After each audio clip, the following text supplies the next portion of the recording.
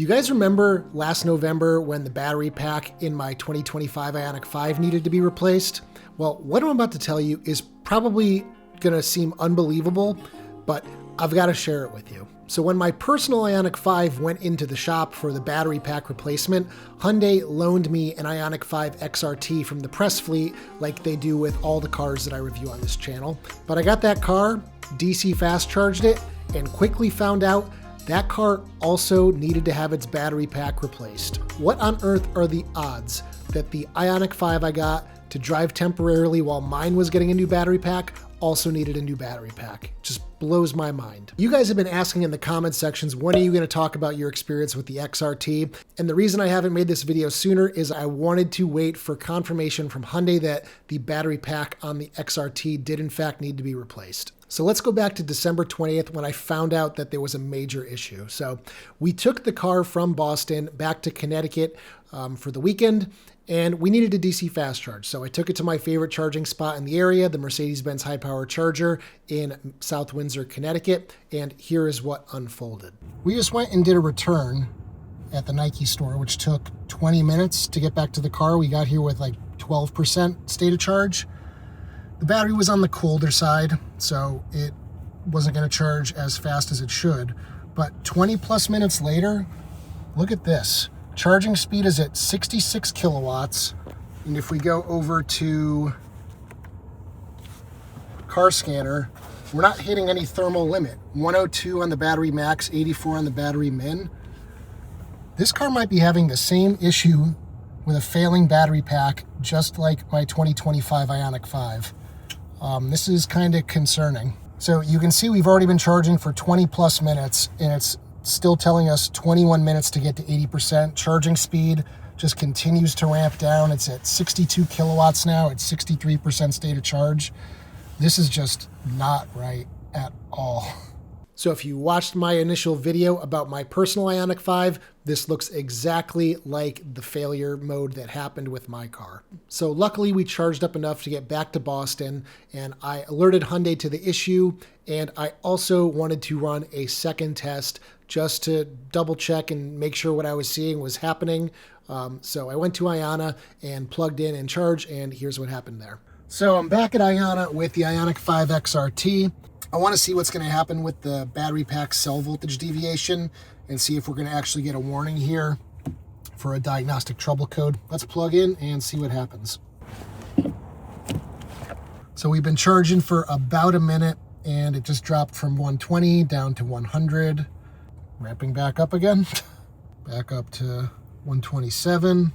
This is honestly even worse than what mine was. Mine was charging at least up until 50%, almost full speed. So yeah, this is way worse. Not even getting 100 kilowatts at 47%. So one last clip here from the Ioniq 5 XRT that is going back to the press fleet tomorrow. I was able to charge it up to 100% last night. You can see it's basically sitting at 100%, but the remaining energy, only 55.6 kilowatt hours, which is like 60% of the total capacity of this car. So that one significantly lower voltage cell is pulling down the rest of the pack. So you'll never get full battery capacity with this car ever again. So the battery pack definitely needs to be completely replaced. So I contacted the press fleet manager. They said you can swap it out for an Ioniq 9. It was the same Ioniq 9 that we took on the Eastern Edge race. And I wanted to meet them in the middle because I had some stuff to do in Connecticut. They dropped off the Ioniq 9. We swapped cars, and that's the last I've seen it. So Hyundai immediately had it sent to the dealership so it could be diagnosed and get repaired. So fast forward to today, January 27th, when I'm filming this video, Hyundai finally gave me a statement on this whole mishap. They said, "Thanks again for bringing your observations to our attention after driving the Ioniq 5 XRT you had on media loan. Following a full inspection by our engineering and quality teams, we confirmed that the vehicle will require a battery system assembly BSA replacement. We are coordinating that process now and will work directly with the dealer to ensure the repair is completed as efficiently as possible. Not that that matters to me. It's not my car. I don't really care. While issues of this nature remain uncommon, we take all feedback seriously and evaluate every report carefully to determine the appropriate next steps. In this case, completing the BSA replacement is the right course of action to ensure the vehicle continues to perform as intended. We appreciate you flagging your experience and taking the time to share your observations. Feedback like yours helps us identify potential outliers and reinforces our ongoing commitment to quality and customer confidence. And this is seriously like the worst press they could be getting from this experience with me getting the car. Just like the headline, man's battery pack fails, gets a loaner, that battery pack fails. It's just not a great look. So what other issues did I have with this Ioniq 5 XRT, you might be asking? So the second I got in the car after it was dropped off originally, it immediately had the worst tailgate rattle I could possibly imagine. A lot of you have been dealing with this issue for years now. There's been multiple technical service bulletins to try and fix the issue, but some of you still can't get your cars to not rattle or squeak over bumps in the road. This was the first time I personally experienced it myself. Here's a clip of it. So I immediately pulled over, popped the hatch. I was going to adjust the little rubber screws on the back that allow you to kind of shift the positioning of the hatch to make it a little bit more tighter as it shuts. And I immediately noticed that one of those bumpers, I think it's called hatch slam bumper or something, was completely gone. There was only one on one side of the trunk.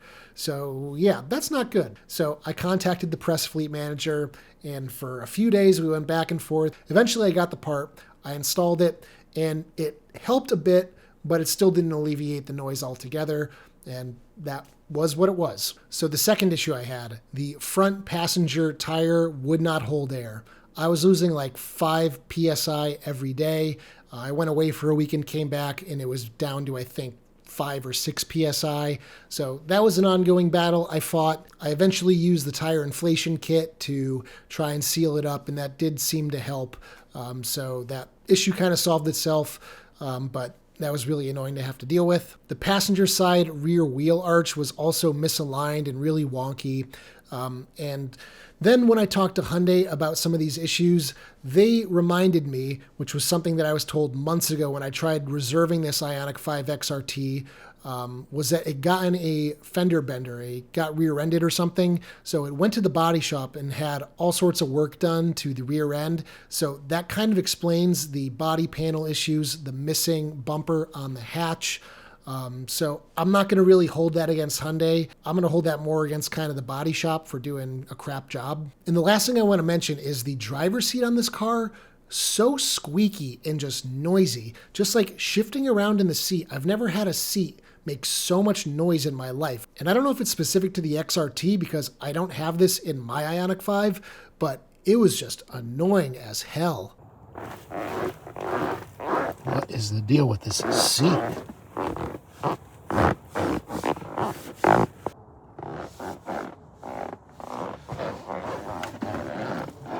The squeakiest seat I have ever experienced in a car.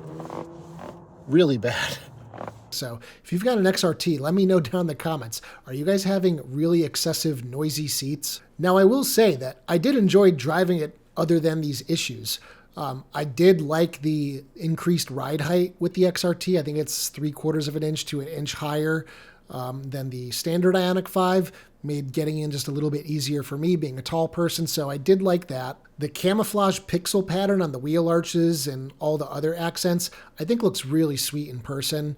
I remember when the XRT was first announced, I absolutely hated the way it looked, but the more and more I see it, the more and more I think it's pretty cool looking. Personally, I'm not a fan of the all black interior. That's not my jam. I know a lot of you people love black interiors, but I just find them dismal and depressing, so I don't really want to own a car with an all-black interior anymore. But yeah, I mean, I hate to give such negative publicity on this car, but I mean, obviously it's a legitimate issue. They have some serious manufacturing defects with these early batteries that came to the US from Hungary. I personally have not heard of any battery pack failures with the packs built at the US plant. Those began production in about April of 2025 or so it was really a pretty limited window where they were still using these Hungarian-made battery packs. So with all this being said, this is the end of the battery pack replacement saga for both cars. If you guys like this video, give it a thumbs up. Be sure to check out my store, ioniqguy.com, for all sorts of accessories for your Hyundai, Kia, or Genesis EV. I've got all sorts of new stuff in there, new products being launched all the time. Consider becoming a channel member for as little as 99 cents per month. For $3 per month, you can gain early access to these videos to watch them before everybody else, as well as a 10% discount to my store. And as always, I will see you guys in the next one. Take care, everyone.